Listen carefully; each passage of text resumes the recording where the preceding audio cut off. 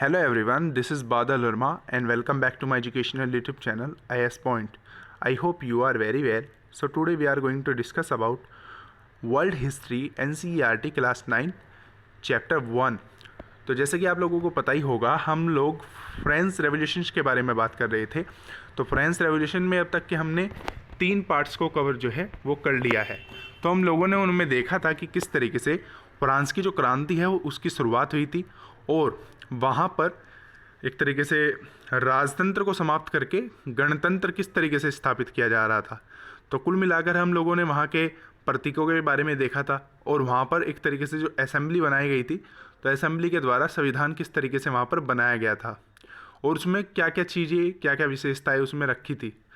Alright, तो जिन्होंने हमारी पहली वीडियो को नहीं देखा तो डिस्क्रिप्शन बॉक्स में लिंक दिया गया है, आप सभी लोग जाकर हमारी पहली वीडियो को देख सकते हैं।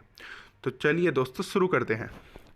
तो देखिए, इसलिए जोकोबिन को सौ कुलात के नाम से जाना गया, जिसका शाब्दिक अर्थ होता है बिना घुटनों वाले। तो यानी कि सौ कुलात पुरुष लाल रंग की टोपी भी पहनते थे, जो स्वतंत्रता का प्रतीक था।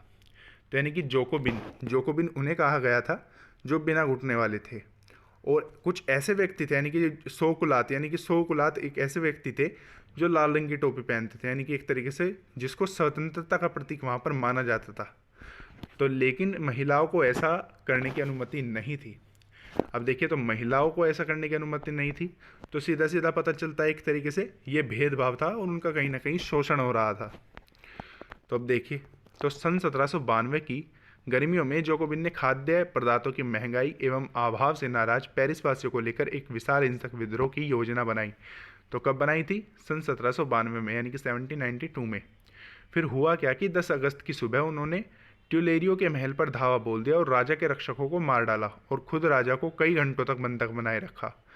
बाद में असेंबली ने शाही परिवार को जेल में डाल देने का प्रस्ताव पारित किया। नए चुनाव कराए गए और 21 साल से अधिक वाले सभी पुरुषों को, चाहे वो गरीब हो या अमीर हो या जिसके पास संपत्ति हो या ना हो, उसे मतदान देने का अधिकार दिया गया। तो देखिए, तो एक बड़ा बदलाव था एक तरीके से फ्रांस में कि 21 वर्ष तक के जितने भी उसमें पुरुष थे उनको एक तरीके से मत देने का अधिकार दे दिया गया था। तो फिर भी यहाँ पर एक तरीके से हमें अभी भी कुछ ना कुछ कमी दिख रही है, क्योंकि यहाँ पर अभी भी महिलाओं की बात नहीं की गई है। तो देखिए, तो नवनिर्वाचित यानी कि जो नया निर्वाचित एक तरीके से असेंबली को किया गया था, तो उसको क्या कहा गया था? उसे कन्वेंशन कहा गया था। फिर 21 सितंबर सन 1792 को इसने राजतंत्र का अंत कर दिया और फ्रांस को एक गणतंत्र घोषित कर दिया। तो देखिए, 21 सितंबर सन 1792 में। अब देखिए, आज हम वर्तमान समय में भारत की भी बात कर लेते हैं। तो जैसे कि आप लोगों को पता ही होगा, जब एक तरीके से मुगल साम्राज्य भारत पर शासन कर रहा था, तो सन 1600 के बाद जब ईस्ट इंडिया कंपनी आई थी तो भारत पर पूरा का पूरा कंपनी शासन चला था। देन उसके बाद जब भारत 1947 में आज़ाद हुआ और उसके बाद जब भारत ने भी अपना संविधान विभिन्न देशों से बोरो किया, जैसे कि फ्रांस से बोरो किया था, अमेरिका से बोरो किया था, ब्रिटेन से बोरो किया था, तो कई सारे विभिन्न देशों से हमारा भारत का संविधान बोरो करके एक तरीके से हस्तलिखित रूप में विश्व का सबसे बड़ा संविधान लिखा गया था। तो एक तरीके से जब हमारे भारत का संविधान 26 जनवरी सन 1950 को एक तरीके से लागू हुआ, तो भारत पूरा का पूरा एक गणतंत्र और एक लोकतांत्रिक देश बन गया था। ऑलराइट, तो देखिए अब आगे देखते हैं। तो लुई 16 को न्यायालय द्वारा देशद्रोह के आरोप में मौत की सजा सुना दी गई। तो किस आरोप में सुना दी गई? देशद्रोह। तो 21 जनवरी 1993 को प्लेस डी ला कॉनकॉर्ड में उसे सार्वजनिक रूप से फांसी दे दी गई। जल्द ही रानी मैरी एंटोनेट का भी वही हश्र हुआ, एक तरीके से उनको फांसी पर लटका दिया गया। तो देखिए, देशद्रोह किसे कहा जाता है? तो अपने देश या सरकार से विश्वासघात करना देशद्रोह कहा जाता है। ऑलराइट, तो आतंक राज के बारे में हम बात कर लेते हैं। तो देखिए, आतंक राज जो है हमारा 1793 से लेकर 1794 तक, यानी कि इन 2 सालों के बीच जो था वो आतंक का राज चला। तो क्या था इसमें? तो देखिए, रोबेस्पियर ने नियंत्रण एवं दंड की सख्त नीति अपनाई। उसके हिसाब से गणतंत्र के जो भी शत्रु थे, कुलीन एवं पादरी एवं अन्य राजनीतिक दलों के सदस्य, उसकी कार्यशैली में असहमति रखने वाले पार्टी सदस्य, उन सभी को गिरफ्तार कर जेल में डाल दिया गया। तो किसने ये जेल में डालने का प्रस्ताव दिखाया? तो रोबेस्पियर ने, यानी कि जो गणतंत्र का एक तरीके से विरोध करते थे। तो उन सभी को गिरफ्तार करके जेल में डाल दिया गया और एक क्रांतिकारी न्यायालय द्वारा उन पर मुकदमा चलाया गया। तो यदि न्यायालय उन्हें दोषी पाता तो गिलोटीन पर चढ़ाकर उनका सिर कलम कर जाता। तो एक तरीके से इस तरह की सभी वहाँ पर किया जाता था, यानी कि उनके सिर कलम कर दिया जाता। तो गिलोटीन दो खंभों के बीच लटकते आरे वाली मशीन था। तो गिलोटीन देखिए किसे कहा गया है, तो यानी कि दो खंभों के बीच लटकते आरे, तो जिस पर रख कर अपराधी का सिर धड़ से अलग कर दिया जाता था। और एक मशीन का नाम इसके आविष्कारक डॉक्टर गिलोटीन के नाम पर पड़ा था। तो देखिए गिलोटीन का नाम क्या था और गिलोटीन किसे कहा गया है, तो इस चीज़ को भी आप याद रखेंगे और कहीं ना कहीं नोट कर लेंगे। ऑलराइट, तो देखिए एक तरीके से जो वहाँ की शासन और प्रशासन, एक तरीके से न्याय व्यवस्था थी, वो किस तरह की थी, तो आप ये देख ही सकते हैं। तो देखिए, तो रोबेस्पियर सरकार ने कानून बनाकर मजदूरी एवं कीमत की अधिकतम सीमा तय कर दी और गोश्त व पाव रोटी की रासायनिक कर दी। किसानों को अपना अनाज शहरों से ले जाकर सरकार द्वारा कीमत पर बेचने के लिए बाध्य किया गया। उपेक्षाकृत महंगे सफ़ेद आटे के इस्तेमाल पर रोक लगा दी गई और सभी नागरिकों के लिए साबुत गेहूं से बनी और बराबरी का प्रतीक माने जाने वाली समता रोटी खाना अनिवार्य कर दिया। तो एक तरीके से अब सभी के लिए जो थी वो धीरे धीरे समानता हमें देखने को मिलती है।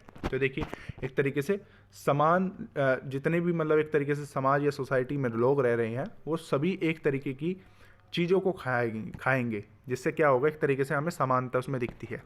तो बोलचाल और संबोधन में भी बराबरी का आचार व्यवहार लागू करने की कोशिश की गई।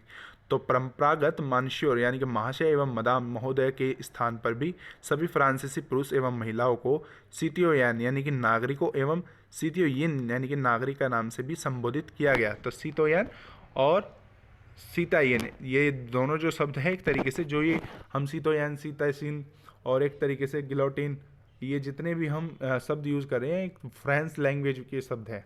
ऑलराइट, तो वैसे भी आप अगर आपका कभी कभार फ्रेंच बोलने का मन करे तो ये दो चार शब्द आप यहाँ से भी उठा करके अपने याद कर सकते हैं। ऑलराइट, तो अब देखिए, तो रोबेस्पियर ने अपनी नीतियों को इतनी सख्ती से लागू किया था कि उसके समर्थक भी त्राही त्राही करने लगे थे।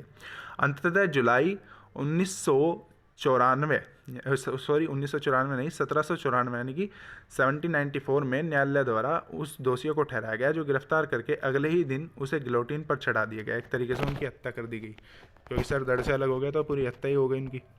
ऑलराइट, तो चलिए अब चित्र पर देख लेते हैं। तो देखिए, तो चित्र 10 में क्या दर्शाने की कोशिश की गई है। तो नानी वाले यानी कि लिबर्टी स्वतंत्रता, तो यह किसी महिला कलाकार द्वारा रचित दुर्लभ चित्रों में से एक है। तो क्रांतिकारी घटनाक्रम के बाद महिलाओं में से एक संभव हो गया था कि वह स्थापित चित्रकारों में के साथ परिश्रम प्राप्त कर सके और हर 2 साल लगने वाले सैलोन नामक नुमाइश में चित्रों को प्रदर्शित कर सके। और यह तस्वीर स्वतंत्रता की नारी रूपक अर्थात नारी आकृति स्वतंत्रता का प्रतीक है। तो स्वतंत्रता का प्रतीक हमने लाल टोपी को देखा ही था, तो एक तरीके से स्वतंत्रता के प्रतीक के रूप में इसको बनाया गया है। ऑलराइट, तो चलिए अब आगे देखते हैं। तो देखिए, जैसा कि आप इसमें एक सोर्स देख पा रहे होंगे, तो इसको आप एक तरीके से जूम करके मैं आपको दिखा देता हूँ। जूम करके आपको इसको पढ़ना है और इसमें से जो भी आपको एक तरीके से इंपॉर्टेंट लगे वो आपको नोट करना है, ये आपका होमवर्क रहेगा। और जो इसमें आपको एक तरीके से कोई कन्फ्यूजन रहता है, अगर आपको कोई कन्फ्यूजन इसमें रहा तो आप कमेंट बॉक्स में पूछ सकते हैं। तो चलिए अब आगे देखते हैं। तो देखिए इसमें कितना अच्छा चित्र है। अब इस चित्र को हम जानने की कोशिश करते हैं कि इसमें क्या बताने की कोशिश कर रहा है। तो देखिए भाई, तो क्रांतिकारी सरकार ने अनेक प्रकार से जनता की जो वफादारी थी वो हासिल करनी चाहिए। तो क्रांतिकारी सरकार क्यों कहा गया, क्योंकि एक तरीके से वहाँ के इतने जो नियम थे वो काफ़ी ज़्यादा एक तरीके से बाध्य थे, क्योंकि आपने देखा ही था एक तरीके से लोगों को इतनी ज़्यादा देर नहीं लगाया करते थे वो सूली पर चढ़ाने में। एक ऑलराइट, तो अब देखिए, तो उनमें से एक एक प्रकार के उत्सवों का आयोजन था और गौरव में इतिहास की आभा को संप्रेषित करने के लिए प्राचीन यूनान व रोम की सभ्यताओं के प्रतीकों का इस्तेमाल किया गया। तो मंच के बीचों बीच बने पायों पर टिका हुआ क्लासिकी मंडप अस्थायी सामग्री का बना था, जिसे जब चाहे तोड़ा जा सकता था। एक तरीके से प्रोग्राम के रूप में इसको बनाया गया था। तो देखिए, तो जैसे कि आप ये पूरा मंडप देख पा रहे होंगे, ये एक अस्थायी रूप से बनाया गया है। तो देखिए, तो डायरेक्टरी शासित फ्रांस तो जैकोबिन सरकार के पतन के बाद मध्य वर्ग के संपन्न तबके के पास सत्ता आ गई और नए संविधान के तहत संपत्तिहीन तबके को मताधिकार से वंचित कर दिया गया। तो जब नई सत्ता आई तो जिसके पास संपत्ति नहीं थी तो उसको मत देने के अधिकार से उन्होंने वंचित कर दिया, यानी कि उसको मत देने का अधिकार फिर से मना कर दिया। तो इस संविधान में 2 चुनी गई विधान परिषदों का प्रावधान था। तो इन परिषदों में 5 सदस्यों वाली एक कार्यपालिका डायरेक्ट को नियुक्त किया गया और इस प्रावधान के जरिए जैकोबिन के शासनकाल वाली एक व्यवस्थित केंद्रित कार्यपालिका से बचने की कोशिश की गई। लेकिन डायरेक्टरों का झगड़ा अक्सर विधान परिषदों से होता था, तब परिषद उन्हें बर्खास्त करने की चेष्टा करी थी। तो डायरेक्टरी की राजनीतिक अस्थिरता से सैनिक तानाशाह नेपोलियन बोनापार्ट के उदय का मार्ग प्रशस्त कर दिया। तो नेपोलियन के बारे में भी हम लोग इसमें जानेंगे। तो हुआ क्या था इसमें, फिर सरकार के स्वरूप में इन सभी परिवर्तनों के दौरान स्वतंत्रता, विधि समता, समानता और बंधुत्व प्रेरक आदर्श बने रहे और इन मूल्यों में आगामी सदी में न सिर्फ फ्रांस बल्कि बाकी यूरोप के राजनीतिक आंदोलनों को भी प्रेरित किया। तो देखिए, तो एक तरीके से फ्रांस की क्रांति इसलिए भी जरूरी है क्योंकि आपको पता ही है कि जब फ्रांस में कोई बदलाव आता था तो यूरोप पहले एक तरीके से चीखता था, यानी कि यूरोप के देशों पर पूरा प्रभाव पड़ता था जो फ्रांस में होता था। तो फ्रांस के साथ साथ एक तरीके से वहाँ पर भी आंदोलन छिड़े, तो वहाँ पर भी कोई ना कोई एक तरीके से बदलाव आया, जिसके बारे में हम कल की वीडियो में डिस्कस करेंगे। तो अगर आपको ये वीडियो अच्छी लगी है और आपके लिए वीडियो काफ़ी ज़्यादा इन्फॉर्मेटिव है तो वीडियो को लाइक, शेयर, कमेंट करना न भूलें। और अगर आप हमारे YouTube चैनल पर नए हैं और अभी तक आपने हमारे YouTube चैनल को सब्सक्राइब नहीं किया है तो प्लीज़ YouTube चैनल को सब्सक्राइब कर लीजिए, जिससे आपको हमारी वीडियो की आने वाली नोटिफिकेशन सबसे पहले टाइम पर मिल जाए। तो आज के लिए हैव ए गुड डे। जय हिंद।